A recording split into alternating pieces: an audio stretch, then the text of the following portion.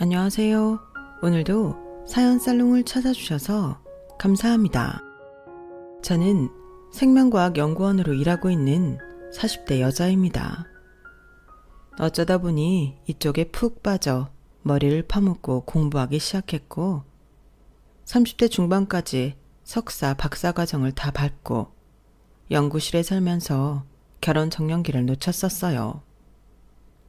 그러다 우연히 알게 된 한 남자와 100년 과약을 맺고 둘 다 40살이 되기 전 간당간당하게 겨우 결혼의 꼴이네.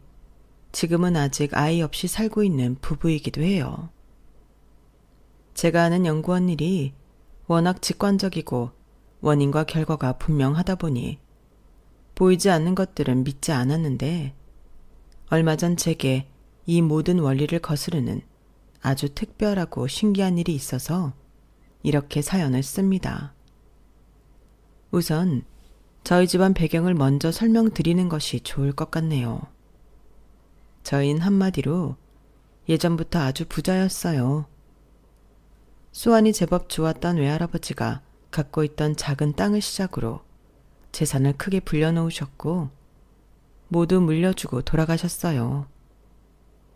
어머니와 아버지는 물려받은 재산을 함부로 쓰지 않고 역시나 똑같이 재테크에 성공해서 계속해서 부동산 쪽으로 큰 자산을 보유하시게 되었어요. 저희는 3남매였는데 어릴 때부터 철저한 가정교육을 받아왔어요. 바로 절대적 검소와 낭비 금지였어요.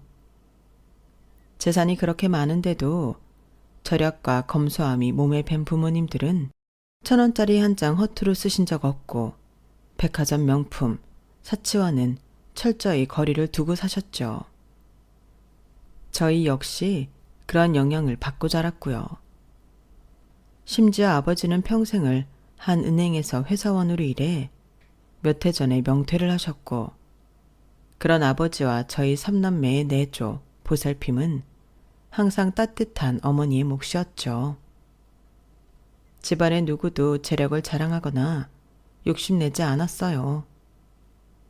제 어릴 적 기억에 저희 3남매는 성별 상관없이 옷을 물려입고는 했었는데 한 달에 한 번씩 온 가족이 함께 갔던 고아원이나 보육원 아이들에게는 꼭 새 물건과 장난감을 사다 주시던 부모님의 기억이 아직도 선명하네요. 그렇게 어려운 사람들을 위해 기부하는 일에 인색하지 않았던 부모님은 매년 억대에 달하는 도움을 베풀고는 했는데 처음에는 비밀로 하다가 나중에는 많은 사람들이 알게 되어 함께 동참하는 계기가 되기도 했어요. 저도 어른이 되어서야 부모님의 정확한 재산에 대해서 알게 되었어요. 대부분 부동산 재산이더군요. 특히 국내뿐 아니라 외국에도 곳곳에 부동산을 사들여 적지 않은 수입이 끊이지 않고 있었어요. 저는 그런 재산이 제 것도 아니고 자랑할 것도 아니라고 생각해서 결혼할 때도 남편에게 별다른 이야기를 하지는 않았어요. 그저 어머니는 전업주부, 아버지는 은행 명퇴 후 두 분 다 편한 노후를 보내고 계신다. 이 정도였죠. 남편은 아버지와는 아주 어릴 때 헤어져서 얼굴도 모른다 하고 어머니는 몇 년 전에 교통사고로 돌아가셔서 세상에 자기 핏줄이라고는 남아있지 않은 외로운 사람이었어요. 누가 봐도 안쓰러운 사람이었죠. 하지만 삶의 희망을 잃지 않는 모습이 굉장히 인상적이었어요. 게다가 비록 큰 회사는 아니지만 자신이 하는 일에 자부심을 갖고 성실하게 해내는 그런 면 역시 제 눈에 너무 멋있게 보이기도 했고요. 제가 그 사람에 대해서 부모님께 말씀드리자 그렇게 좋은 사람을 만나려고 늦게 반쪽이 나타난 거라고 기뻐하시며 결혼을 승낙해 주셨어요. 그렇게 남편과 저는 둘 다 적지 않은 나이에 서로의 울타리가 되어주기로 했어요. 결혼 후 1년 동안은 각자 자리에서 맡은 일을 열심히 하고 집에서는 서로에게 최고의 친구가 되어주며 알콩달콩 재미있게 살고 있었어요.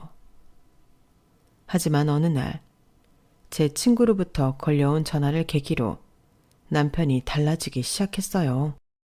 수정아, 나 할 말 있어. 예진아, 뭔데 그래? 말해. 나 잠깐 한국 떠나 있을 것 같아. 한국을? 어디 가게? 우리 아들한테 좀 다른 환경을 제공해주고 싶어서 모험을 해보려고. 태선이한테? 무슨 환경? 너무 섣부른 판단일 수도 있지만 태선이가 영어를 좋아해. 좋아하니까 당연히 잘하게 되더라고. 그래서 영어권 나라에 가서 1년 살기를 해보고 괜찮다 싶으면 온 가족이 다 옮길까 생각 중이야. 진짜? 태선이 아직 어린데 영어를 그렇게 좋아해? 아주 기특하네. 뭘. 내가 특별히 영어를 시킨 것도 아닌데 좋아하는 게 눈에 다 보여. 매일 영어만 듣고 쏠라쏠라 거리면서 살아. 호모모 귀여워라. 지금 당장 학교를 1년 쉬고 미국까지 가서 살아본다는 게 애한테 득이 될지 독이 될지 모르겠어서 좀 망설였는데 애 아빠랑 오래 의논하고 결정한 거야. 그래, 1년만 있다 다시 돌아온다 해도 태선이한테 너무 좋은 경험일 거야. 네가 그렇게 얘기해주니까 더 힘이 난다, 수정아. 미국 어디로 갈지 정했어? 우선 나랑 태선이 둘이 가는 거니까 한국 사람들이 좀 있는 캘리포니아 쪽으로 가려고. 나중에 애 아빠까지 이주해 오게 되면 그때는 다른 데로 다시 옮겨갈 수도 있을 것 같아. 그럼 우선 LA? 집은 다 구했어? 아니, 지금 구하고 있는 중인데 쉽지는 않네. 물가는 비싸고 갖고 있는 돈은 한정적이라 여러 군데 비교 중이야. 아이가 같이 가는 거라 더 걱정되겠다. 애는 저렇게 해맑은데 난 가기도 전부터 벌써 머리가 지끈거린다. 어쨌든 잘한 결정이야, 예진아. 아주 잘했어. 너한테도 태선이한테도 다 좋은 일만 있을 거야. 고마워, 수정아. 나 떠나기 전에 우리 한번 만나자. 그래, 내가 또 연락할게. 친한 친구가 아이 교육 문제로 미국에 가서 지내기로 했다는 전화였어요. 친구를 가까이서 볼 수 없다는 것이 너무 슬펐지만 아이를 위해 결정한 일이니 축복해주고 응원해줘야겠다고 생각했어요. 저는 친구를 도와줄 수 있는 방법이 없을까 하던 찰나에 좋은 생각이 떠올라 바로 부모님께 연락을 했어요. 엄마, 수정아, 나 뭐 좀 물어보려고. 혹시 우리 LA에 있는 집 팔았어요? LA? 아니, 안 팔았지. 갑자기 그 집은 왜? 거기 렌트 계약 언제까지인지 알 수 있어요? 그러니까 그런 건 왜 물어? 예진이가 아들이랑 둘이 미국 LA 쪽으로 1년 살기를 해보러 간다네. 애가 영어를 좋아하고 곧잘 하나 봐요. 그래. 지금 집을 구하고 있는데 쉽지 않은가 봐. 고려해야 할 것도 많고. 아무래도 그렇지. 혼자 가는 것도 아니고 아이랑 함께 가면. 그래서 말인데 거기 LA 집 예진이한테 1년 동안 쓰라고 하면 안 될까요? 이게 내가 도와줄 수 있는 가장 확실한 방법인 것 같아서요. 예진이 참 예의 바르고 착했는데 도와줄 수 있다면 우리가 도와줘야지. 그럼 엄마가 미국 쪽에 연락해보고 다시 알려줄게. 정말? 고마워요. 예진이가 진짜 좋아할 것 같아. 어려운 일 있을 때 도와주는 게 친구지 뭐. 다시 연락하마. 사실 부모님이 캘리포니아 쪽에 집을 3채 정도 보유하고 있는데 친구의 말을 듣고 나니 제일 어려운 부분을 제가 해결해주고 싶었어요. 너그러운 엄마답게 상황을 알아보고 예진이에게 쓸 수 있게 해주기로 했고 며칠 뒤 가능할 것 같다는 답변을 받았죠. 저는 기쁜 마음에 예진이에게 당장 전화를 걸었어요. 예진아, 너 언제 출국이라 그랬지? 1월쯤으로 생각하고 있는데 아직 표는 안 끊었어. 왜?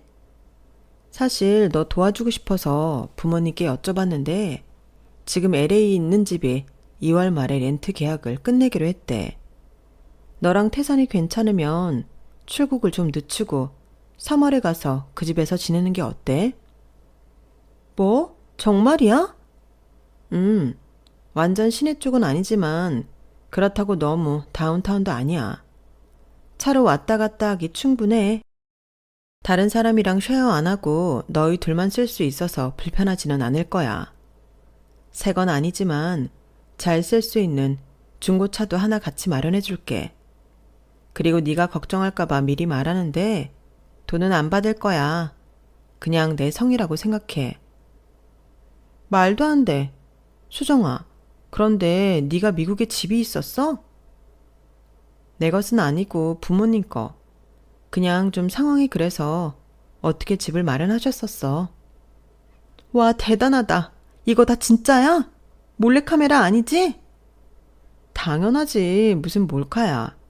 엄마가 거기 렌트 계약 끝나면 어차피 비어있을 집이었대.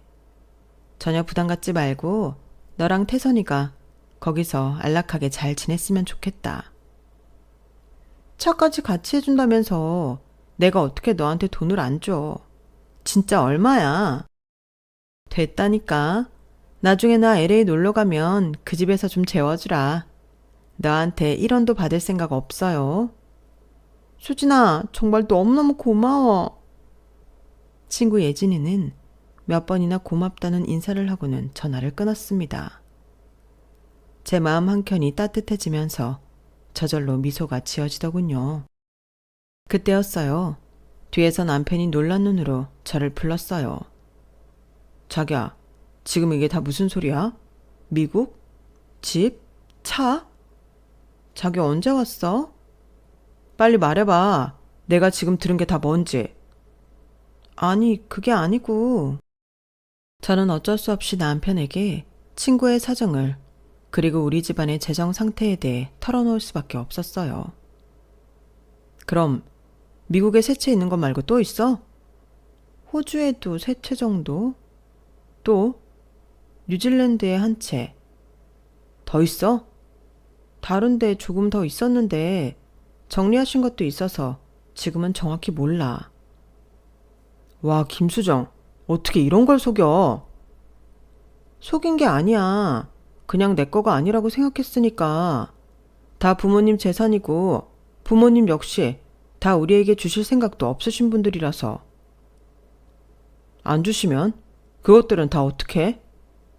나중에 다 좋은 데 쓰시겠대. 미쳤어? 한두 푼도 아니고 그 외국에 있는 집들을 팔아서 기부를 한다고? 외국에 그 정도 있으면 국내에도 없을 리가 없잖아. 장모님 장인어른 한국에도 뭐 갖고 있으신 거야? 다 솔직히 말해봐.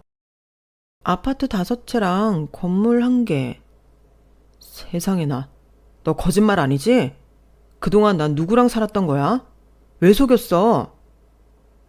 말했잖아. 내 거 아니라고. 우리 형제들 아무도 부모님 재산에 욕심 없어. 그냥 우리는 알아서 열심히 살 뿐이야.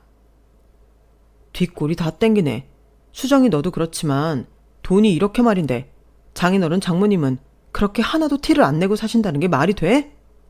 그 흔한 외제차도 안 몰고 다니시잖아. 그게 어때서? 외제차 몰고 다니면 우리가 무슨 다른 사람이라도 돼? 그냥 나한테 잘 맞고 문제 없으면 돈을 떠나서 쓰면 되는 거야. 엄마, 아빠 옷들도 거의 다 10년 이상씩 입으신 거야. 20년 넘은 것도 있는데 처남이랑 처제도 그렇게 티를 안 낼 수 있다고? 우린 그렇게 자랐으니까. 우리 형제들은 대학 들어가서 알바도 쉬어본 적이 없어. 돈이 많든 적든 그냥 우리는 우리 할 일 열심히 하면서 사는 거라고. 돈이 많으면 할 수 있는 일이 얼마나 많은데 너나 나나 직장 안 다녀도 돼. 그게 무슨 소리야. 난 지금 하는 일 너무 보람되고 재미있는데. 너는 원래 돈이 많았어서 취미처럼 일을 하니까 편한 거지. 언제 그만둬도 백이 두둑히 있으니까. 하지만 나 같은 사람은 달라. 하늘이 두 쪽 나도 가기 싫은 회사 가야 되고 사람들 만나야 되고 밀릴까봐 경쟁에서도 이겨야 돼. 가슴에 손을 얹고 너 그렇게 생각 안 하니? 그럼 지훈 씨, 그동안 나한테 보여줬던 자부심 갖고 일하던 성실한 모습은 다 뭐였어? 거짓이었어? 돈이 없으니까 자부심이라도 가져야 정을 붙이고 회사를 다니지. 성실? 책임감? 그것도 다 돈 때문이야. 이제야 다 이해가 되네. 수정이 네가 그동안 연구 일을 왜 그렇게 좋아서 미친 듯이 했는지를. 여유로웠던 거지. 돈에 쪼들리지 않고 연구만 해도 풍요로웠던 거고. 처남이나 처제도 다 똑같네, 이제 보니까. 아니야. 부모님이 돈이 있어서 그렇게 편하게 연구하고 그랬던 거 아니야. 난 정말 내 일을 좋아했고 보람도 느끼면서 해온 거야. 자기 왜 이래 갑자기? 나 지금 자기한테 굉장히 거리감 느끼고 이런 모습 낯설어. 야, 그건 내가 해야 할 말인 것 같은데 지나가는 사람을 다 잡고 물어봐라. 지금 이 상황에서 누가 더 황당할지. 너 설마 일부러 나한테 그동안 말 안 했던 거 아니야? 너희 집 돈 있는 거 알면 내가 뭐 어떻게 할까봐? 무슨 소리야. 그런 생각 추호도 한 적 없어. 그냥 내 것이라고 생각 안 해서 말할 필요를 못 느꼈던 거야.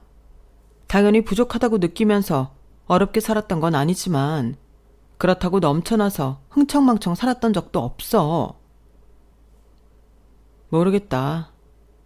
수정아, 난 그렇게 살아본 적이 없어서 네가 잘 이해가 안 된다. 아무튼 나는 우리가 부부인데 이런 걸 입도 뻥긋 안 했다는 게 너무 황당하고 어이없네. 친구한테 미국에 있는 집을 그냥 살게 해줄 정도인데 말이지. 남편은 잔뜩 화를 내며 문을 쾅 닫고 나가버리더군요. 사실 남편 입장을 완전 이해 못하는 것은 아니지만 부모님 재산에 대해서 안다고 해서 우리 상황이 변하는 것도 아닌데 굳이 저럴 필요가 있을까 싶었어요. 아무튼 그날은 우리가 결혼하고 가장 크게 싸웠던 날이었어요. 그런데 일주일 뒤 남편은 갑자기 태도가 180도 바뀌어 제게 다정하게 말을 걸더군요. 수정아, 우리 오붓하게 술 한잔하면서 이야기 좀 할까? 어제까지만 해도 내가 말도 못 붙이게 냉랭하더니 갑자기 왜 이래? 나도 이런 상황을 받아들이는데 시간이 좀 필요했어. 난 이제 다 이해하고 전부 수용하기로 했어. 그러니까 우리 좀 깊은 대화를 나눠보자. 응? 받아들이다니? 뭘 수용해? 내가 곰곰이 생각해보니까 우리 장인어른 장모님이 가난한 것보다 돈이 많은 게 훨씬 더 좋은 거더라고. 그날은 내가 너무 놀라서 너한테 좀 큰 소리를 쳤던 거야. 미안해. 우리는 변하는 거 없어. 그냥 전처럼 똑같이 자기 할 일 열심히 하면서 우리 미래를 만들어가면 되는 거야. 그럼 그건 변함없지. 그런데 말이야, 우리가 조금 더 좋은 환경에 놓인다면 더 열심히 잘 살 수 있을 것 같단 말이지. 무슨 말이야? 그 많은 돈을 다 남한테 준다는데 넌 안 아까워? 안 아까워. 우리가 정말 너무 어려운 상황에 처한다면 부모님께 도움을 좀 요청할 수는 있겠지. 하지만 그건 철저히 그분들 몫이고 의지니까 돈으로 어떻게 하시든 나는 상관없어. 이 집안 완전 할리우드 마인드네. 그래 수정아, 네 말 이해해. 하지만 나는 생각이 좀 달라. 뭐가 다른데? 나 네 남편이야. 그럼 장인어른 장모님이랑 나는 가족이야. 처남 처제랑 가족이라고. 가족 중에서도 생각이 좀 다른 구성원이 있을 수도 있는 거잖아. 나는 우리가, 아니 내가 두 분의 도움을 조금 아니고 아주 많이 받을 수 있었으면 좋겠어. 나도 가족이니까. 그래서 기어이 엄마 아빠한테 돈 얘기를 하겠다는 말이야? 돈 얘기를 할 만한 권리가 있다는 거지. 한국에만 집이 있는 게 아니라 그렇게 해외 곳곳에, 그것도 물가 비싼 걸로 손꼽히는데 나라마다 집이 몇 채씩 있는 건 대충 계산해도 몇백억 원대 자산가라는 소리인데 거기서 반만 남겨주셔도 정말 완전 땡큐 감사인 거지. 그래서 하는 말인데 우리 우선 집부터 이사하고 그 다음에 또 어떻게 할지 이야기하자. 이사? 여기서 둘 다 잘 지내고 있었는데 갑자기 뭔 이사? 수정아, 정신 차려. 너 진짜 왜 이래? 무슨 네가 무소유 실천하는 법정 스님이야? 이 집보다 더 크고 좋은 데로 가자는 거지. 연예인들 보유세로만 몇 억 낸다 그러던데 우리도 그렇게 한번 살아보자. 응? 무슨 소리야. 그런 집이 왜 필요해? 필요해서 그렇다기보다 잘 산다는 걸 팍팍 티내기 위해서. 이게 창피한 거야. 부자인 걸 도대체 왜 감춰? 누리고 살자. 난 그런 곳으로 이사 갈 만큼 큰 돈 갖고 있지도 않고 지금 여기 이 집 아늑하고 너무 만족해. 너는 돈이 그만큼 없겠지. 그런데 부모님은 있잖아. 달라고 해. 더 큰 집 이사 갈 거니까 돈 좀 달라고. 그리고 나 저 낡아 빠진 국산차 당장 갖다 팔 거야. 차는 왜? 산지 1년도 안 됐잖아. 잘만 굴러가는데. 아까 벤츠 매장 가서 지금 우리나라에 들어온 차 중에 제일 최고급 레벨로 사려고 보고 왔어. 집에 있는 돈이 얼마인데 국산 중고차가 말이 되니? 남편 기 살려줘야지. 죽어도 나 그 벤츠차 살 거야. 자기 진짜 왜 이래? 갑자기 사람이 왜 이렇게 바뀐 거야? 안 바뀌는 게 이상한 거지. 나 회사도 그만둔다고 이야기했어. 뭐? 자기 미쳤어? 미친 건 수정이 너야. 평생 쓰다 죽어도 다 못 쓰고 죽을 만큼 돈이 있는데 내가 왜 아침부터 회사에 나가서 죽어라 이래야 되는 건데. 넌 네 일 좋아할지 모르지만 난 내 일 하기 싫다니까. 좀 쉬면서 사업 구상이나 해보려고.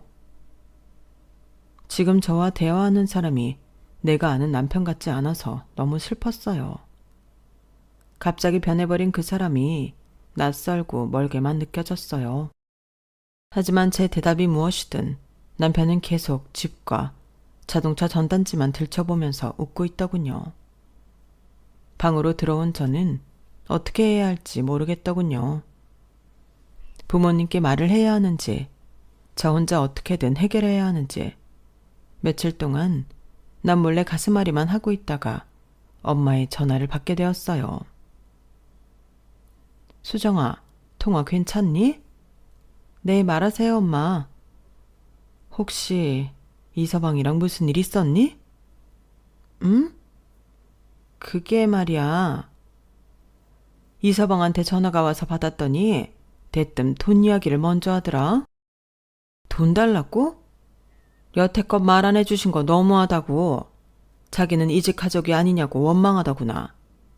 그래서 나쁜 뜻으로 이야기 안 한 건 아니라고 해도 계속 너무 서운하다면서 한숨을 쉬더라고.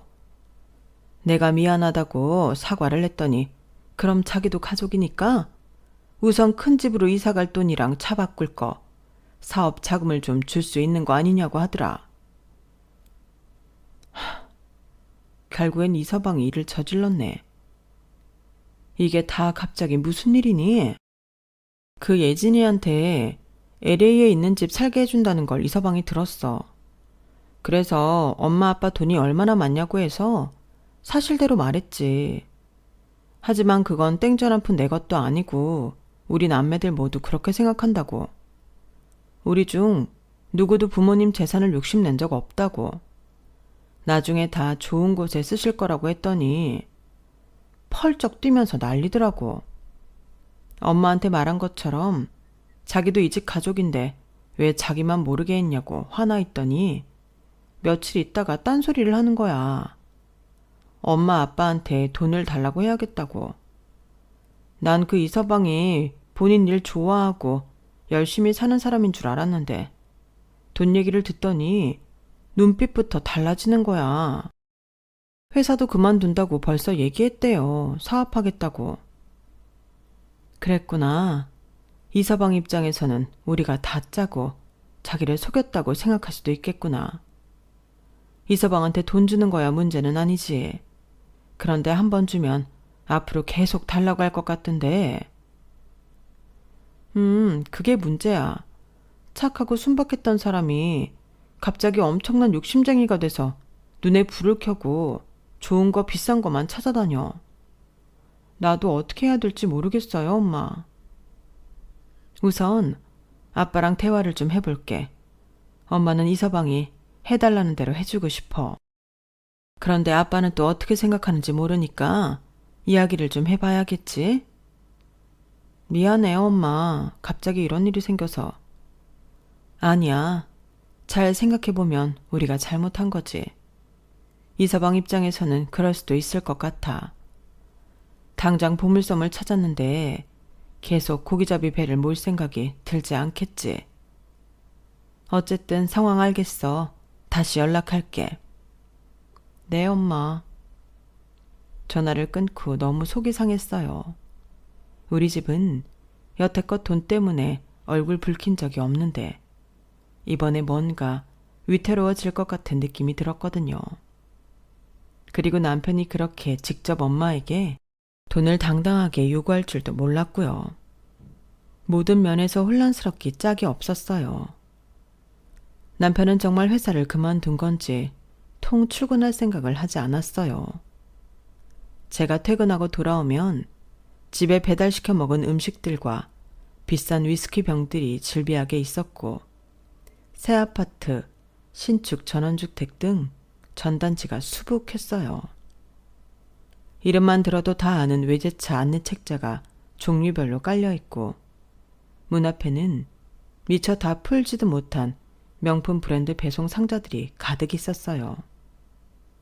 우리가 갑자기 재벌이 된 것처럼 구는 남편을 이해할 수 없었어요. 남편의 그런 행동들이 계속 지속되자 원치 않지만 이 사람과 헤어져야 하나 하는 고민까지 하게 되었어요. 자기 것이 아닌데도 탐하는 사람은 꼭 후사가 안 좋다는 것을 알고 있거든요. 사랑하지만 그런 상황까지 감당하기는 어려웠어요. 남편을 어떻게든 설득하려고 해도 남편은 오히려 더 반대로 행동했어요. 자기야, 진짜 이러지 마. 우리 그냥 예전처럼 살자. 우리 좋았잖아. 누리면서 살면 우린 더 좋아질 수 있어, 수정아. 너야말로 정신 좀 차려. 자기 진짜 왜 이래? 내가 본격적으로 사업 구상하기 전에 부모님한테 이야기해서 유럽 쪽 다 돌거나 크루즈 여행 좀 할까? 아니면 미국, 호주, 뉴질랜드 다 좋아. 거기 가서 집을 직접 보고 싶기도 하거든. 다 가려면 인당 넉넉히 1억 정도는 들 텐데 그런 건 부모님한테 껌값이잖아. 안 그래? 남편은 점점 일을 크게 만들더군요. 더 이상 그와 함께 있기 힘들 것 같아 저는 잠시 시간을 갖자고 했어요. 물론 남편은 필사적으로 반대했지만 제가 갑작스러운 스트레스로 공황 상태까지 오자 남편은 어쩔 수 없이 저를 보내주더군요. 혼자 생각할 시간이 너무 필요해 부모님 집에도 가지 않았어요. 그러다 아빠에게 전화를 받았어요. 수정아, 엄마한테 이야기는 다 들었다. 모두 모여서 대화하는 시간을 좀 갖는 게 좋겠구나. 내일 모레 엄마 생일에 다 같이 이야기를 좀 해보는 게 어떻겠니? 내일 모레? 엄마 생일? 아, 맞다. 엄마 생신이었지. 내 정신 좀 봐. 완전 새까맣게 까먹고 있었어요, 아빠. 사실 이번 엄마가 칠순을 맞은 특별한 생신이었는데 제 힘든 것만 생각하느라고 신경을 못 쓰고 있었어요. 제 머리를 콩콩 쥐어 박았죠. 몇 달 전 엄마께 칠순 관련해서 여쭤본 적이 있었어요. 엄마, 칠순 생신 때 우리 좀 크게 파티를 할까? 저기 새로 생긴 파티홀이 있는데 웬만한 결혼식장보다 분위기가 좋다고 하더라고요. 친척들이랑 엄마 친구 1,500분들 다 불러서 잔치할까요? 수정아, 아서라. 나이 먹은 게 뭐가 자랑이라고 파티홀까지 빌려서 사람들을 불러 잔치를 하니? 환갑 때도 그냥 가족 식사만 했잖아요. 엄마는 그게 좋으니까 이번에도 우리 가족 식사만 하자. 정말 괜찮겠어요? 괜찮고 말고. 나 엄마 칠순잔치 크게 해주려고 6개월 전부터 돈 모으고 있었는데. 그럼 그 돈으로 엄마 부탁 들어줄래? 선물 갖고 싶은 거 있어요? 말만 해요. 다 사줄게. 엄마의 부탁은 제가 엄마를 위해 모아둔 돈을 독거 노인분들을 위해 기부해달라는 것이었어요. 예상은 했지만 역시 우리 엄마였어요. 사실 엄마는 매년 생신 때마다 적든 많든 필요한 단체에 돈을 기부하셨었거든요. 그게 본인에게 주는 어떤 선물보다도 가장 크고 기쁜 선물이라며 좋아하셨어요. 올해는 성대하게 잔치도 하고 여태껏 못 해드렸던 좋은 선물도 좀 드리고 싶었는데 다 싫다 하시고 또 기부를 말씀하셨어요.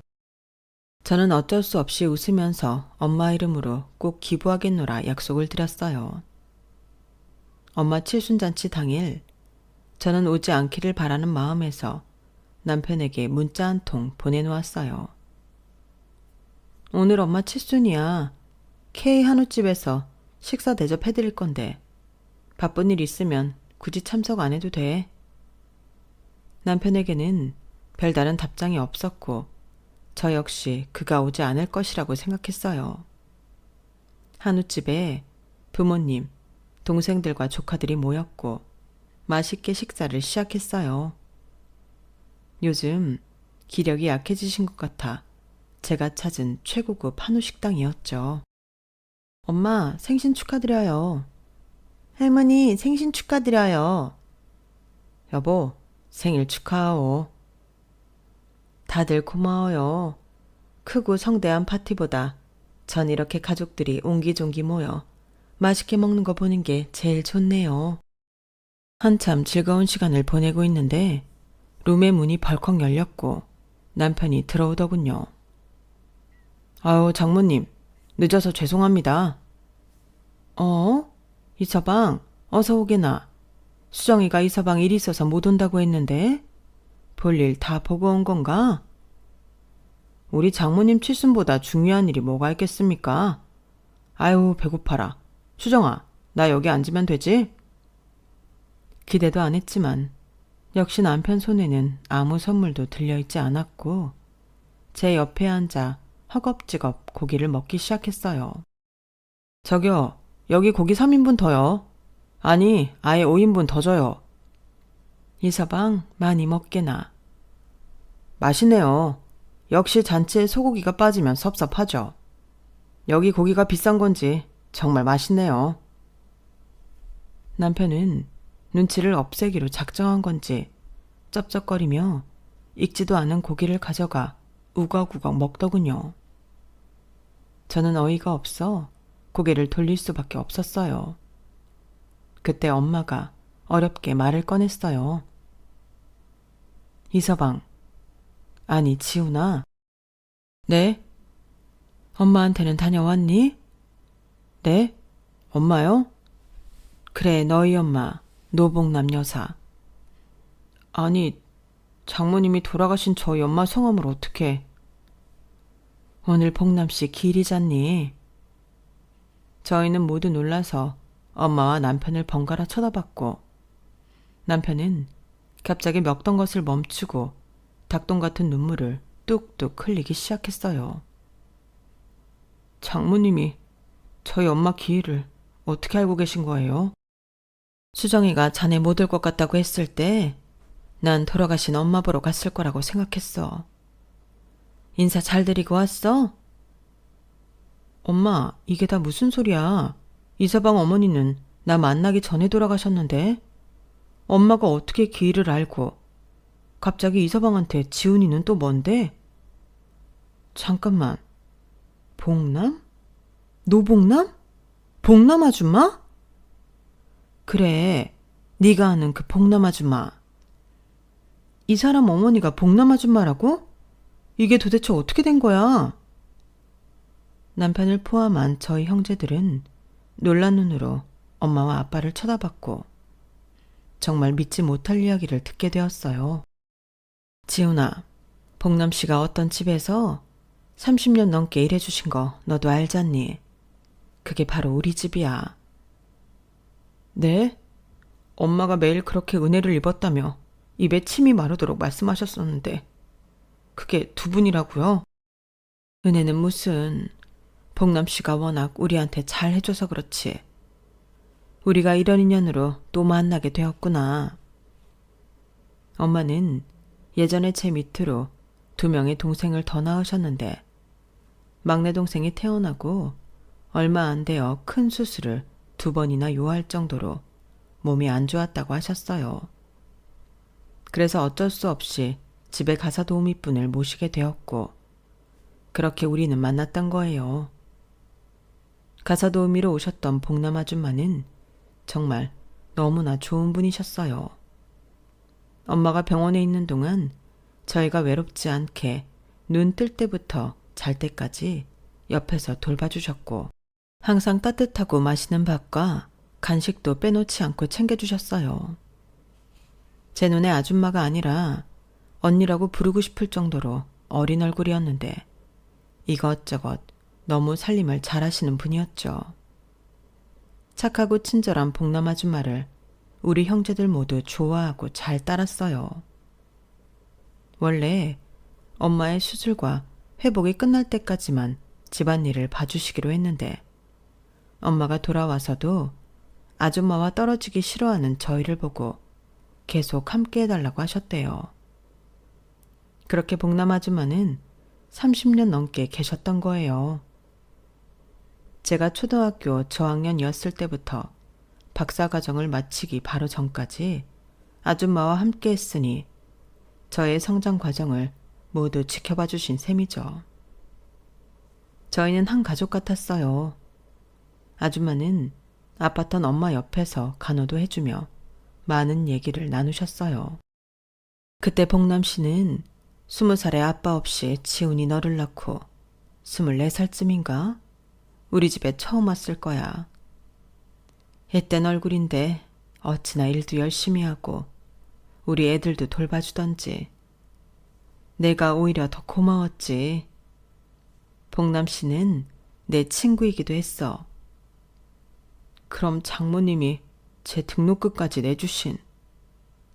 그것보다 더 해주고 싶었던 게 얼마나 많았다고.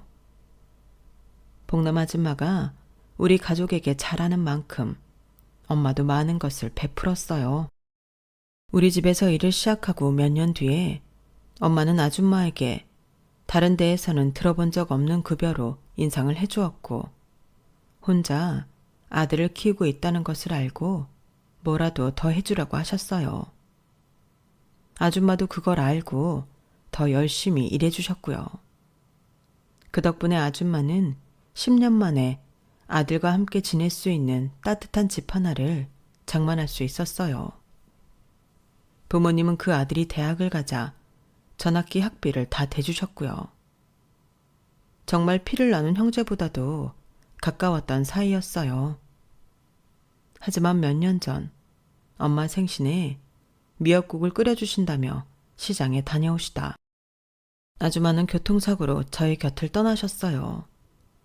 그러다 보니 엄마의 생일과 아줌마의 기일이 같은 날이 되었던 거예요. 누구보다 복남 아줌마를 좋아했던 우리 가족들은 모두 큰 상실감에 빠져 있었고 특히 엄마는 제일 친한 친구를 잃었다며 우울증까지 걸려 오랫동안 많이 힘들어 하셨어요. 그럼 장례식도 전부 장모님이. 우리 집에서 고생만 한 복남씨 그 누구보다 편안하게 잠들게 해주고 싶었어. 그래서 장례식도 내가 모두 최고로 준비했던 거야. 그런데 왜 장례식에는 오시지 않았어요? 가고 싶지 않았어. 아니, 갈 수가 없었지. 복남 씨의 죽음을 받아들일 수가 없었어. 결국에 아빠만 슬쩍 다녀오고 나는 복남 씨 마지막을 못 봤어. 맞아. 그때 복남 아줌마 사고 소식 듣고 엄마가 바로 기절했었거든. 발이날 되어서도 엄마가 기운을 못 차렸어. 한 달 내내 울기만 하셨어. 그러고는 우울증으로 힘들어 하셨어. 그래서 엄마 장례식에서 뵐 수 없었던 거군요. 그때 못 간 건 미안해, 지훈아. 아니에요, 장모님. 우리 모두 복남 아줌마 생각에 목이 메어 훌쩍거렸어요. 아무도 말을 잇지 못하자 아빠가 이야기를 이어갔어요. 우리는 지훈이 너를 알고 있었단다. 그런데 너는 우리를 못 알아보더구나. 수정이가 결혼할 사람이라고 널 데리고 온 날 우리 둘이 너무 놀라 말도 제대로 못했지. 복남 씨가 죽고 너를 아들처럼 보살펴주려고 했는데 너는 어느 날 말도 없이 동네를 떠났더구나. 너도 많이 힘들었겠지. 거기서 계속 지내기가. 네, 그 집에서도 살 수가 없었어요. 자꾸 엄마 생각이 나서. 그런데 시간이 지나 우리 앞에 수정이가 너와 손을 잡고 다시 나타났던 거야. 우리는 우선 기다렸어. 네가 우리를 알아볼 때까지. 엄마 아빠는 왜 나한테도 말 안 했어요? 그 말을 들으면 너도 마음이 어떨까 가늠이 되지 않았어. 우리도 고민 많이 했단다. 어쨌든 지훈이가 우리 가족이 된다고 생각하니 그렇게 기쁘더라. 그래서 1초도 생각 안 하고 너희의 결혼을 허락했었지. 지훈아, 이것 봐. 너희 엄마랑 같이 찍은 사진이야. 엄마 핸드폰 속에서 엄마와 착한 복남 아줌마가 손을 꼭 잡고 서 있었어요. 우리 남편 없이 혼자 애를 키우는 복남 씨를 안타깝게만 생각했었는데 너무 지혜로운 사람이어서 오히려 배운 것도 많아. 정말 고마운 사람이었어. 복남 씨는 우리 가족에게 따뜻한 햇살 같은 사람이었어. 핸드폰 속 사진을 본 남편은 거의 엎드려 통곡을 하기 시작했어요. 결혼 후 저도 남편에게 돌아가신 어머니 이야기를 거의 들어본 적 없어서 이런 인연이 있을 거라고는 꿈에도 생각 못했던 것이죠. 나중에 물어보니 남편에게 어머니는 전부였대요. 어머니가 돌아가시고 동네를 떠날 정도로 힘들어 입에 올릴 수 없었다고 하더군요. 그날 역시 저한테 말없이 혼자 어머니를 모셔둔 곳에 갔다 왔던 것이더라고요. 엄마한테 장모님과 장인어른 말씀은 정말 많이 들었습니다. 우리가 두 분 덕에 이렇게 집도 갖게 되고 공부도 하게 되고 잘 지내게 되었으니 꼭 은혜를 갚아야 한다며 정말 매일매일 주문처럼 이야기하셨어요. 대학 공부도 무사히 마치고 취직해서 돈도 벌기 시작하면서 언젠가 꼭 찾아뵙고 크게 보답을 해드려야지 하면서 미뤘었는데 어머니가 그렇게 갑자기 돌아가실 줄은 몰랐어요. 어머니가 안 계신 슬픔에 두 분에 대한 감사함도 있고 도망치듯 떠났었어요. 너무 죄송합니다. 진작 그때 찾아뵙고 감사함을 전했어야 하는데 너무 늦어 죄송합니다. 아니야 지훈아, 그런 말 하지 마. 복남 씨가 우리한테 해준 거에 비하면 아무것도 아니야. 그리고 우리가 이렇게 다시 만났잖니. 복남 씨가 우릴 이렇게 다시 만나게 해준 거야. 장모님, 엄마. 눈물 바닷속에 엄마의 생신이 끝났고 남편과 돌아가는 길에 생각이 많아지더군요. 그건 남편도 마찬가지인 것 같았어요. 수정아, 미안해. 내가 어리석었어. 아니야, 나도 미안해. 앞으로 엉뚱한 생각 안 하고 잘할게. 수정이 너한테도 장모님 장인어른한테도 친아들처럼. 그렇게 말해줘서 고마워. 오늘따라 복남 아줌마가 너무 보고 싶다. 맞아, 나 그거 기억나. 아줌마가 내 또래 아들이 있는데 나중에 인연이 되면 둘이 잘 지냈으면 좋겠다고 자주 말씀하셨었거든. 그게 자기였어. 남편은 또 눈물을 흘렸어요. 자기야, 오늘 복남 아줌마한테, 아니, 어머니한테 혼자 갔다 왔지? 내일 나랑 한 번 더 가자. 자기 어머니 얘기 한 번도 해준 적 없어서 나도 지금까지 신경 못 썼어. 미안해. 내일 가서 어머니한테 인사드릴래. 저희 드디어 만났어요. 하고. 고마워, 수정아. 다음날 찾아가 돌아가신 어머니께 공손히 인사를 드렸어요. 그리고 저희 식구들을 30년이나 넘게 잘 돌봐주셔서 감사하다고. 그리고 이렇게 좋은 아드님을 제 옆에 보내주셔서 더욱 감사하다고. 잘 살겠다고. 그 후 남편은 정신을 차리고 다시 회사로 돌아갔고, 우리 부모님의 재산에 대해서는 한마디도 왈가왈부하지 않았어요. 오히려 엄마 아빠가 뭐라도 해주려고 하시면 남편이 괜찮다고 먼저 말하고 나서더군요.